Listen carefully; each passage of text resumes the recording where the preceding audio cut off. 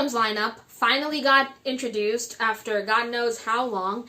Like, Mnet has been struggling so much to cast groups for Kingdom because literally everybody has been saying no left and right, and they got super desperate and probably begged all the groups to join, saying that, hey, this could be really good for you guys, so please join, because we put a lot of money into this, so please join, especially since it'd be weird to, you know, have Road to Kingdom and not have a follow-up to it, and especially since Produce is like no longer a thing, they need a survival show to keep, you know, people entertained, especially in Korea. In case you don't know what Kingdom is, it is a survival show by Mnet where they basically take well-known K-pop boy groups and they must compete. As you can tell, be the king, aka Kingdom. First season was actually called Queendom, which happened in 2019, and it featured some really popular girl groups in Korea. And after the end of the season, a lot of the girl groups from that show became really successful, especially Oh My Girl. Like, they really blew up after that. And even the losers of that show, they even got a lot of success after that, like G-Idol and Lovelyz still did really well, and AOA, but AOA is a bust and we don't talk about them, so there's that.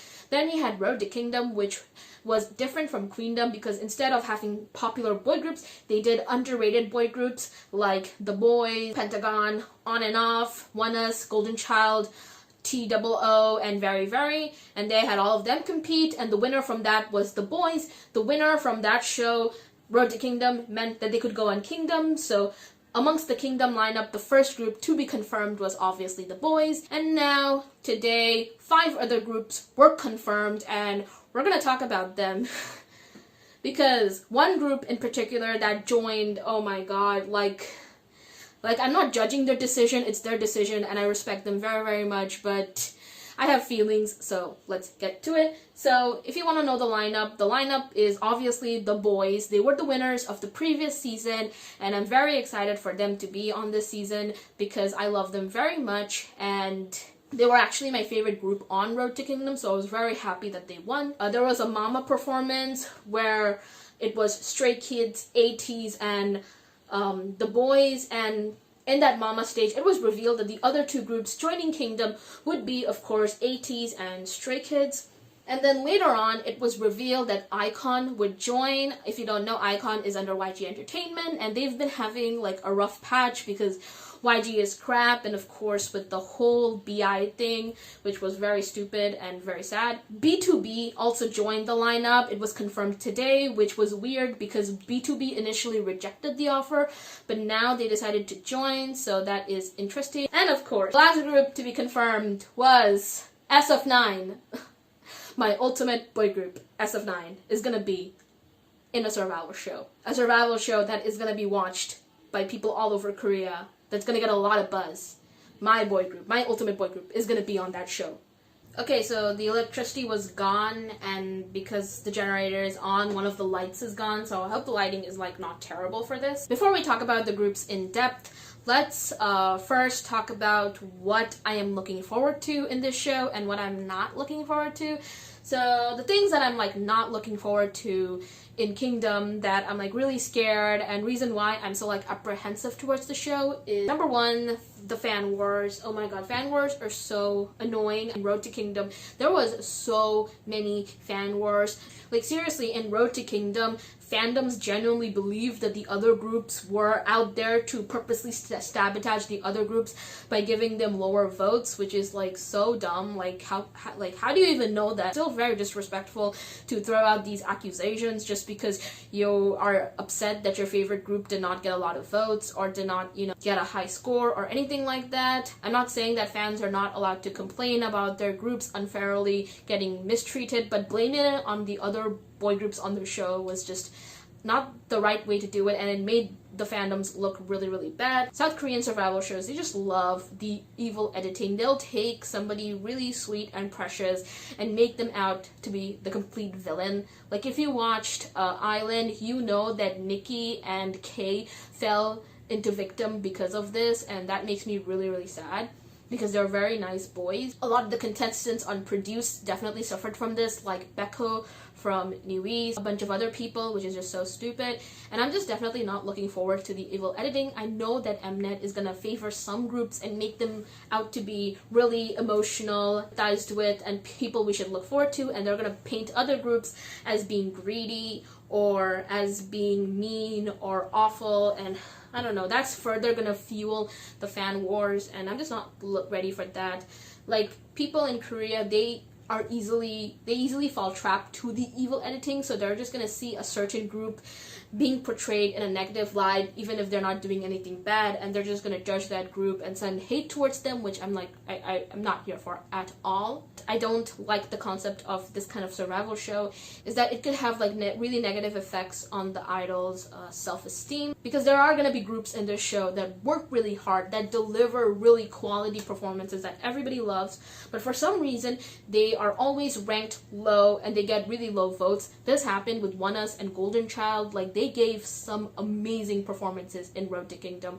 Like, ask anybody, they were incredible in that show, and yet they were always ranked really low, and Golden Child even got eliminated, which was very unfair. Oh, speaking of which, I think Kingdom is gonna have eliminations, and the concept of eliminations is so stupid in, you know, Kingdom, because it's not like they are forming a group, so there's like no need to eliminate any particular groups. They're just doing it for the, I don't know, shock factor and whatnot, and to keep people glued. This is gonna be a controversial opinion, but a lot of the times when it comes to Kingdom and Road to Kingdom, it's more about, I feel like groups who are more popular have a higher chance of winning than groups are like less popular in the show. Like, people don't acknowledge this, but some groups are way more popular and have more dedicated fan bases than those.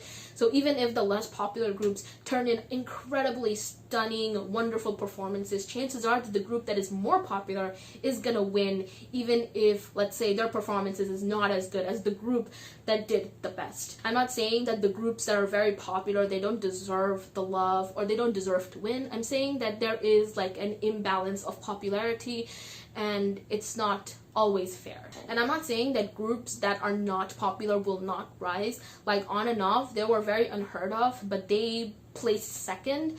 So it's not like it's impossible for like the lesser popular groups to be number one or rank really high. But I'm saying that, you know, this imbalance of popularity still exists. I feel like survival shows are just a very stressful experience, not for the people that participate in it, but also for the audience and the fans as well. And I'm just gonna be so stressed while watching that show, because my ultimate boy group is gonna be on it. Not only my ultimate boy group, but I'm also a huge fan of the other groups on the show. So yeah, I don't know how I feel.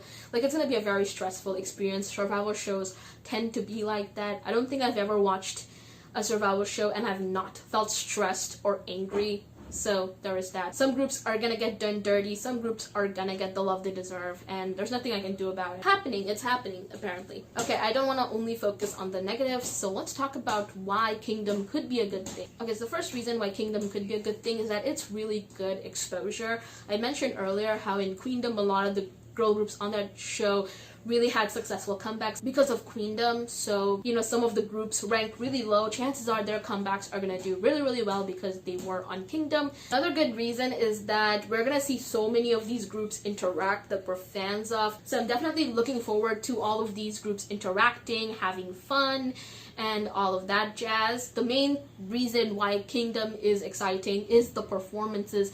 I know all of these boy groups are gonna come in and turn in Mama-like performances, and SF9 never even performed on Mama, so that's interesting. So all of them are gonna come in with these extravagant performances, and one is gonna try and outdo one another. I'm like really looking forward to these groups performing some of their biggest hits, and also for covering like other songs. Let's talk about the groups in more detail. So first we're going to talk about is the Boyz, and I'm like really looking forward to them being on the show. They really outdid themselves in Road to Kingdom with the props and the choreography and the theatrics of it all, and I don't know how the hell they're gonna outdo themselves in Kingdom, but I'm still excited for it nonetheless because they are a very hardworking boy group and I love them very much. And I really, really hope they perform No Air. Like, I was so salty they did not perform No Air in Road to Kingdom, so I really, really hope they perform No Air on Kingdom. Then we have Stray Kids. Stray Kids really blew up, like not internationally but also in Korea, like I would say last year, and I can definitely see them performing God's Menu because that is like their holy grail of a song, and I'm really excited for Stray Kids. So yeah, wishing them the luck. Then you have ATEEZ. ATEEZ are incredible. They did really well on Immortal Songs, so I'm like really looking forward to them. And I can definitely see them performing Wonderland and Inception. Like, I feel like they can definitely dominate with those songs. Then you have Ikon. Out of all of the groups, Ikon is definitely the one I'm the least familiar with. I don't really listen to their music, but they do have bops. And I feel like they can definitely perform Love Scenario and Killing Me. I feel like this is a really good opportunity for Ikon because people in Korea boycotted them last year, which was so freaking sad. And I really hope they succeed in this show. Then you have BTOB. BTOB was actually one of the first boy groups I ever fell in love with. I love them very much. They're like so funny and their music is really, really good, and they have released some of my favorite songs of all time.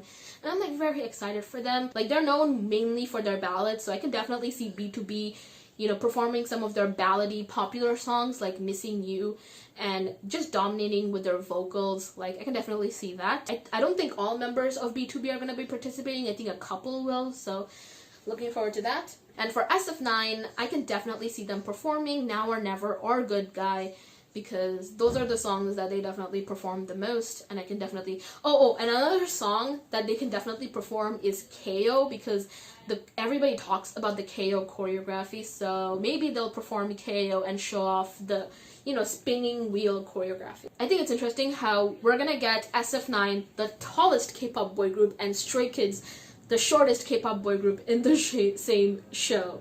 So yeah, I feel like they're gonna put Stray Kids and SF9 next to one another and it's gonna be painfully hilarious. Okay, so this next section is specifically gonna be only on SF9 because they are my ultimate boy group and I want to talk about them particularly and how I feel about it as being a fantasy.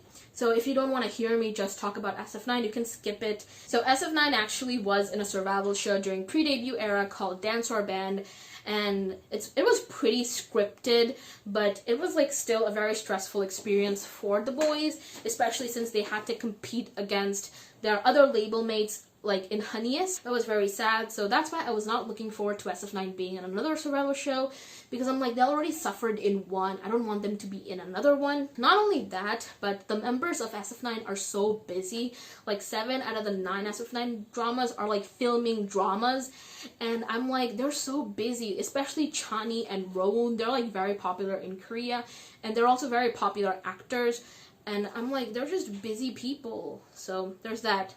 I will say that out of all the SF9 members, Taehyung and Jaeyoon are the only one that don't have a lot of schedules, so at least they're employed. A lot of people have been saying that SF9 are not popular enough to be on Kingdom and they should have been on Road to Kingdom, and obviously these people don't know about SF9 and how popular they are in Korean right now, because in 2019, yes, SF9's popularity was not that great and they could have been on Road to Kingdom, but 2020 SF9 dominated. Their songs got played everywhere. Good Guy was a huge hit. Rowoon and Chani are very popular. Like, Chani's cameo in a drama got the drama their highest ratings. So SF9 is not a power to be underestimated, okay? Like, seriously, like, they see an underrated boy group rise up and everybody has to have an opinion about it. Like, seriously. Another thing that I'm just, you know, very, like, concerned about is that Rowoon and Juho, because they are recovering from injuries, especially Rowoon. Rowoon especially has been struggling to get up on stage and dance. He recently did dance in the fan meeting, which everybody was very happy about. So yeah, I'm like concerned about the members' health, that they're gonna be doing the survival show, also preparing for a comeback, and also, you know, filming for dramas, and I'm just really worried about how, you know, stressful these days are gonna be for them. Also, SF9 had such a successful year last year, and Mnet did not bother to nominate them for awards, and yet they had the audacity to invite them to join Kingdom. And they were so desperate for SF9 to join Kingdom as well. You won't nominate them for awards, but here you want them in your show for the clout, because you know people will watch the show because they love Chani and Rowoon. So there's that. Nonetheless, I am excited for this survival program. I'm just gonna ignore all the negativity on Stan Twitter and also on the internet. I'm just gonna focus on my faves and wish them the best. I really hope SF9 does well in the show, and even if SF9 does not rank really high, I'll be proud of them nonetheless, because they're very hardworking and very talented, and they have incredible covers. Like, they're so good at covering like K-pop songs. So I'll link some of their really iconic covers. Like, trust me, they can do boy groups, they can do girl groups covers like absolutely flawless. To mention that some of the members are friends with the Boyz and also Stray Kids members. I know Chani is friends with Yeonjin. Hoonyoung is best friends with also Younghoon, so looking forward to that. But yeah, that's my thoughts on the lineup of Kingdom. Let me know what you think, and I'll see you all later. And of course, I will be talking about Kingdom in detail because I am required by the law to watch the show because SF9 is on it, and I also want to talk about it. But yeah, that's it for me, and I'll see you later.